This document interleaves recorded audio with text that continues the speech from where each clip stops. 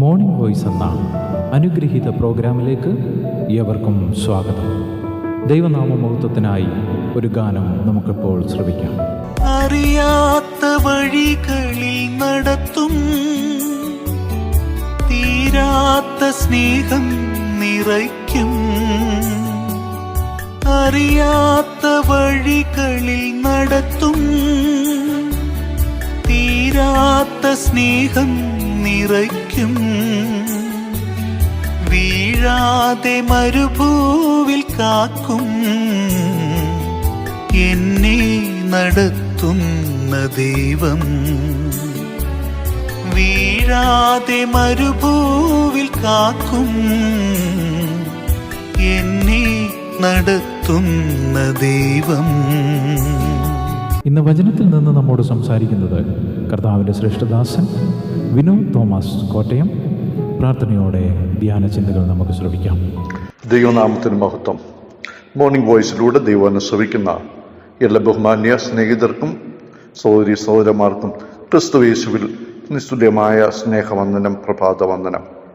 1 പത്രോസ് 2-ാമധ്യായത്തിൻ്റെ 9 നിങ്ങളോ അന്ധകാരത്തിൽ നിന്ന് തൻ്റെ അത്ഭുത പ്രകാശത്തിലേക്ക് നിങ്ങളെ വിളിച്ചവൻ്റെ സദ്ഗുണങ്ങളെ ഘോഷിപ്പാൻ തക്കവണ്ണം തിരഞ്ഞെടുക്കപ്പെട്ട ഒരു ജാതിയും രാജകീയ പുരോഹിതവർഗവും വിശുദ്ധ വംശവും സ്വന്തം ജനവും ആകുന്നു.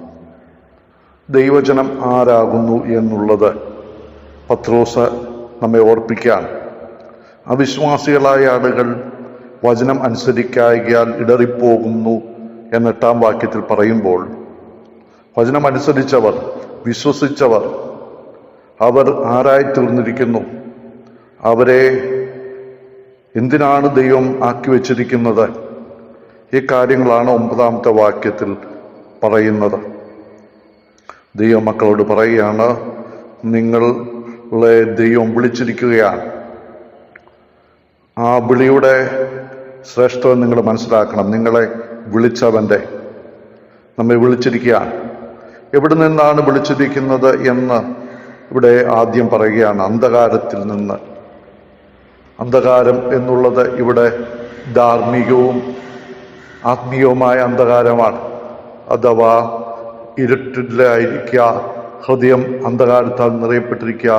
ഈ ലോകത്തിൻ്റെ പ്രഭുവായ പിശാചിൻ്റെ ഹൃദയം ദൈവത്തിൻ്റെ വെളിച്ചമില്ലാത്ത അവസ്ഥ, ജീവനുള്ള വെളിച്ചമായ ദൈവമത്തോട് ബന്ധമില്ലാത്ത അവസ്ഥ. ഈ അവസ്ഥയിലായിരിക്കുന്നവർക്ക് അവര് അന്ധകാരത്തിലാണ്.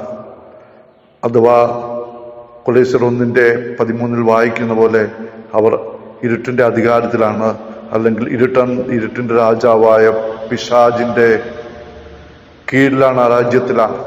എന്നാൽ ദൈവം അവിടെ നിന്ന് കർത്താവായ യേശു ക്രിസ്തു നമുക്കൊരു ക്രൂശിൽ മരിച്ച് ആ പിശാചിനെ തോൽപ്പിച്ച് പിശാചിൻ്റെ അടിമത്തത്തെ നമ്മൾ വിടുവിച്ച് ഇന്ന് ആ അത്ഭുത പ്രകാശത്തിലേക്ക് കൊണ്ടിരിക്കുകയാണ്. നമ്മൾ ഇരുൾ തന്നെയായിരുന്നു. എഫേസ്യർ 5:8 പൗലോസ് പറയുന്നു, മുമ്പേ ഇരുളായിരുന്നു, ഇപ്പോഴോ നിങ്ങൾ കർത്താവിൽ വെളിച്ചമായി തീർന്നിരിക്കുന്നു.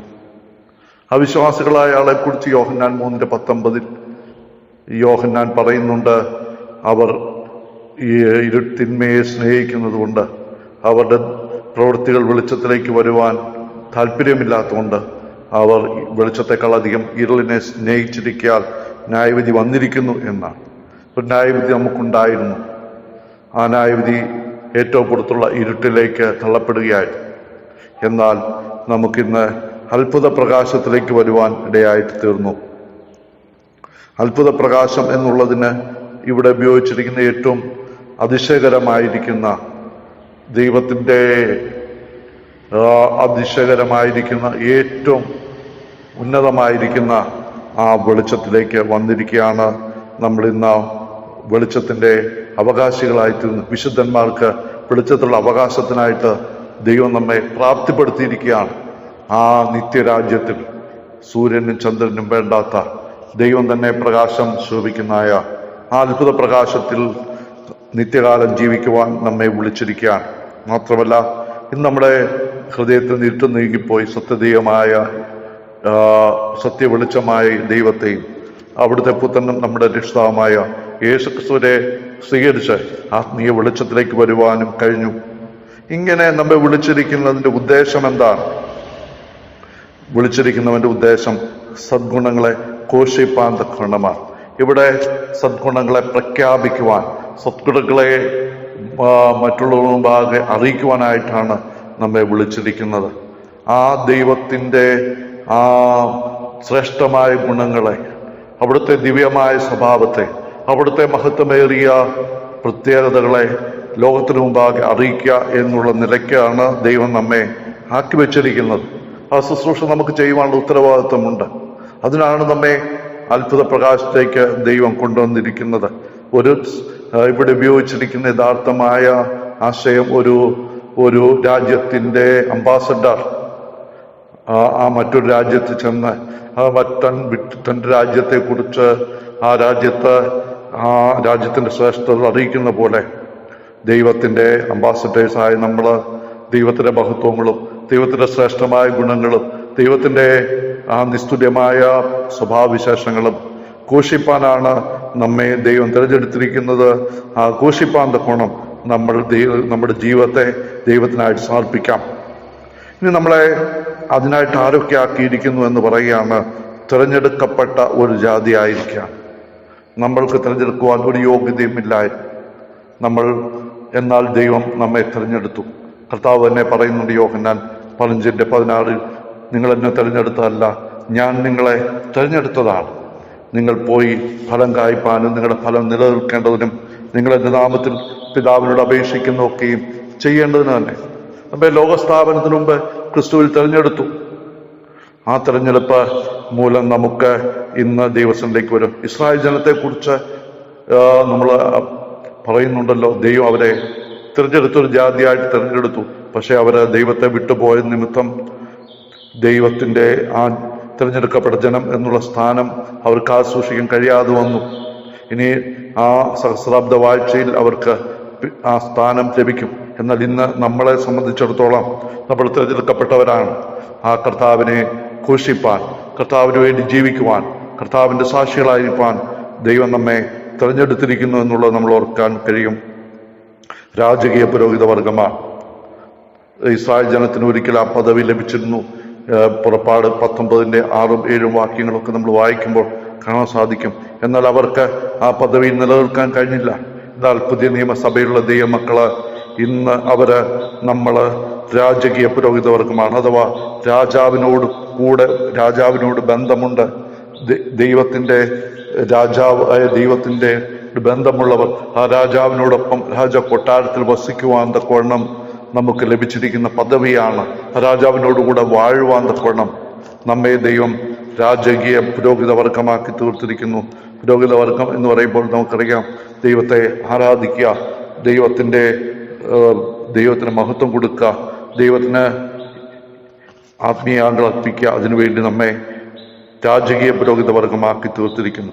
വിശുദ്ധ വംശമാക്കി തീർന്നിരിക്കുകയാണ്. Holy nation. നമ്മൾ ഇന്ന് വിശുദ്ധ വംശമാണ് എന്ന് പറഞ്ഞാൽ വേർതിരിക്കപ്പെട്ട, ദൈവത്തിന് വേണ്ടി ദൈവത്തിൻ്റെ സ്വത്തായിട്ട്, ദൈവത്തിൻ്റെ വകയായിട്ട്, ദൈവത്തിൻ്റെ ഈ ഭൂമിയിലെ അവകാശമായിട്ട് നമ്മെ ദൈവം വേർതിരിച്ചിരിക്കുന്നു എന്നുള്ളതാണ് ഇവിടെ നിന്ന് നമുക്ക് ലഭിച്ചിരിക്കുന്ന പദവി. പ്രിയപ്പെട്ടവരെ, നാം വിശുദ്ധ വംശമാണ്. വിശുദ്ധ വംശം എന്ന് പറഞ്ഞാൽ നമ്മൾ ദൈവത്തിന് വേണ്ടി പ്രയോജനപ്പെടേണ്ടവരാണ്, ദൈവത്തിന് വേണ്ടി ഉപയോഗിക്കപ്പെടേണ്ടവരാണ്, ദൈവത്തിൻ്റെ സാക്ഷികളായി ഈ ലോകത്തിൽ നിൽക്കേണ്ടവരാണ്. ഇസ്രായേൽ ജനത്തെക്കുറിച്ച് ഒരു ദൈവം അത് ആഗ്രഹിച്ചു, പക്ഷേ അവരതിൽ നിലനിൽപ്പാൻ കഴിഞ്ഞില്ല. എന്നാൽ ദൈവസഭയാകുന്ന നമ്മൾ ആ വിശുദ്ധ വംശം എന്ന നിലയ്ക്ക് ദൈവത്തിനായിട്ട് വേർതിരിക്കപ്പെട്ടവര്, ദൈവത്തിൻ്റെ വിശുദ്ധി കാസൂക്ഷിച്ചുകൊണ്ട് കർത്താവിൻ്റെ 1-ാമത്തെ നമ്മൾ കണ്ടു. ദൈവം നമ്മുടെ കർത്താവ് വിശുദ്ധനായിരിക്കാൻ നാം വിശുദ്ധരായിരിക്കണം. വിശുദ്ധ വംശമാണ്. അശുദ്ധി ഒന്നും നമ്മുടെ ജീവിതത്തിലേക്ക് കടന്നു വരാതെ വണ്ണം നമ്മെ തന്നെ ജഡത്തിലെ ആത്മാവിലെയും സകല കന്മഷങ്ങളെ നീക്കി വിശുദ്ധിയിൽ നമ്മെ തന്നെ കാത്തുസൂക്ഷിക്കുവാൻ ഇടയാക്കണം. അടുത്തായിട്ട് പറയുന്നത് സ്വന്തം ജനം ആകുന്നു. ദൈവം നമ്മെ വിളിച്ചത് തൻ്റെ സ്വന്തം ജനമാണ്. ഇസ്രായേൽ ജനത്തെ ദൈവം സ്വന്തം ജനമായിട്ട് തിരഞ്ഞെടുത്തു. പക്ഷെ അവർക്ക് ആ പദവിയിൽ നിൽക്കാൻ കഴിഞ്ഞില്ല. എന്നാൽ കർത്താവായ യേശു ക്രിസ്തു മൂലം നമ്മെ അവിടുത്തെ സ്വന്തം ജനമായിട്ട്, തൻ്റെ അവകാശമായിട്ട്, നാം അവിടുത്തെ അവകാശമാണ്, അവിടുത്തെ സ്വന്തം ജനമാണ്. മുമ്പേ നമ്മൾ ജനം ആയിരുന്നില്ല, എന്നാൽ ഇന്ന് നമ്മൾ സ്വന്തം ജനമായിട്ട് തീർന്നിരിക്കുകയാണ്. ആ നിലയിൽ ദൈവം നമുക്ക് ലഭിച്ചിരിക്കുന്ന വലിയ പദവിക്കായിട്ട് ദൈവത്തെ സ്തുതിക്കാം. ദൈവത്തിന്റെ സ്വന്തം ജനം എന്ന നിലയ്ക്ക് അവിടുത്തെ പരിപാലനം, അവിടുത്തെ കരുതൽ, അവിടുത്തെ സ്നേഹം, അവിടുത്തെ എല്ലാ നന്മകളും അനുഭവിച്ചുകൊണ്ട് അവിടുത്തെ സാക്ഷികളായി നമുക്ക് ജീവിക്കാം. ദൈവത്തിന്റെ ആത്മാവ് നമ്മെ സഹായിക്കട്ടെ. ഇതുവരെ ഞങ്ങളെ ശ്രദ്ധിച്ച എല്ലാവർക്കും വീണ്ടും വരുന്ന കർത്താവിൻ്റെ വിശുദ്ധമായ യേശുക്രിസ്തുവിൻ്റെ നാമത്തിൽ ഞങ്ങളുടെ സ്നേഹവന്ദനം അറിയിക്കുന്നു. കർത്താവ് നമ്മളെല്ലാവരെയും അനുഗ്രഹിക്കുമാറാകട്ടെ. ആമേൻ. എന്നെ അറിയുന്ന ദൈവം, എന്നെ കരുതുന്ന ദൈവം, എന്നെ അറിയുന്ന ദൈവം, എന്നെ കരുതുന്ന ദൈവം, എന്നെന്നും മാറാത്ത ദൈവം, എന്നെ നടത്തുന്ന ദൈവം, എന്നെന്നും മാറാത്ത ദൈവം, എന്നെ നടത്തുന്ന ദൈവം.